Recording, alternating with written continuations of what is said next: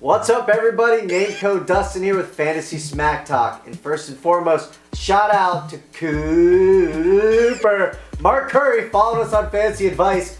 A lot of you guys are probably too young to know it, but we're hanging with Mr. Cooper, so you can follow us, like Mark Curry, at Fantasy Advice on Twitter. This is the relief pitchers. There's one that stands alone, and that is... It was pretty exciting news for us. It's today awesome. when we saw that. But Craig Kimbrell, in a league of his own, the only relief pitcher that should be drafted anywhere close to the first 3 or 4 rounds. And after that, you just need to wait because we don't like who's behind him. But Craig Kimbrell, wow, what a year. 116 Ks, 62 innings, ERA of 1, whip of .6. Unbelievable year. This guy's the real deal. We expect him to do it again. All right, highlighting 2 guys in Tier 2, and the first one's Romo with the Giants. You know, he came on when Brian Wilson got banged up. Pitched great. Giants rewarded him with a 2-year extension. You know, very solid stats. We like him number 3 overall, which is a lot higher than a lot of other experts. Then also want to highlight Joe Nathan. His first year with the Rangers, he pitched great. He looked like the Nathan of old. He's certainly, you know, worth a shot. Very early, not very early, but middle rounds. That's where I like taking closers in drafts for the sole reason that at least you know you have a guy that pretty much has a stronghold on that closer role. All right, let's take a look at Tier 3. We go from an ex-twin to the new twin, and that is Glenn Perkins. This guy pitched really well for them last year. You know, we expect him to have another decent year. Over a K per inning, ERA right around 2.5. You know, hopefully the Twins will win enough games where he can get some saves for you. And then the last guy in this tier, Mariano Rivera. I mean, we had a hard time figuring out exactly what to do with him. I think a lot of people do.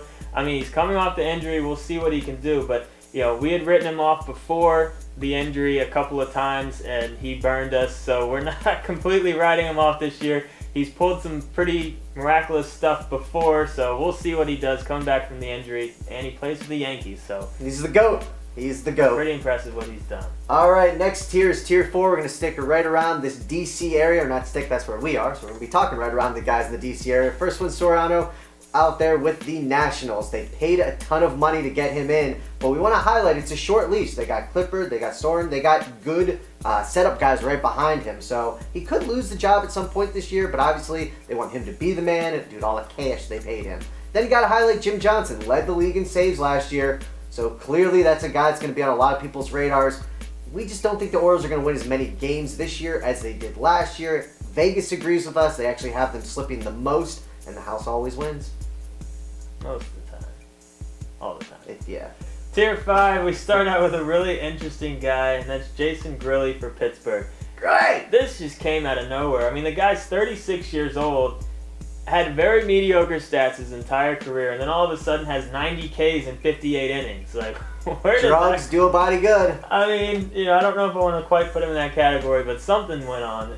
ERA right under 3, which you don't really, you know, you want to see that a little bit lower from your closer, but the K rate definitely has our attention. We think he's well worth a gamble in the kind of middle-late rounds. And then the other guy I want to talk about is Carlos Marmol. You know, this guy has just been, you know, a few years back looked like he was going to be the next big thing, and then now he just can't seem to find the strike zone. 45 walks in 55 innings. So that's, you don't need to look anything past that as far as figuring out where his struggles are. You know, but his K rates are still going to be there. He's still a talented pitcher, so maybe he can get that control under control and be the pitcher that he used to be. And we're just kidding about Grilli. There's nothing out there. You know, no slander, nothing. Don't worry. You don't have to worry about suspensions or anything like that.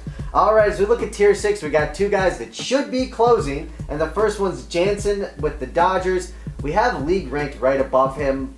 I don't know what they're thinking. This guy is just a stud. His numbers are ridiculous. You know, the Ks are high, everything's great across the board. If league slips up at all, this guy could easily move into a top tier type of closer. So he's worth a grab, even though he's not going to get the saves right on the onset. And then we have Ferrari out there with the Angels. Again, another great arm, puts up great stats. He's a guy worth grabbing later in your drafts and just having it. He's an innings eater as well for your teams in roto leagues. And he's still going to get you a good K rate and not a high ERA. One other thing about Frieri as well, Madsen might not be ready for the regular season, so if Frieri comes in and just pitches lights out, which he has done before, he might just keep that job for the whole year. Love that guy. Last year, Addison Reed. This is a guy we liked coming into last year, and we actually were disappointed with what he ended up doing. right around a K per inning, but an ERA of 4.7. Hopefully he can get that figured out. But it looks like he's the guy for the White Sox. So definitely great late round gamble. And then as far as competitions go this year, there's really not that many. I mean, really, normally there's about 5 or 6 where it's still kind of up in the air at this point. Nice battles going on for spring training, but really the biggest one right now that we've been able to find is just out in Houston with Veras and Wright. We don't really love either of these guys, but obviously whoever ends up winning that job, most might get leagues, a couple saves.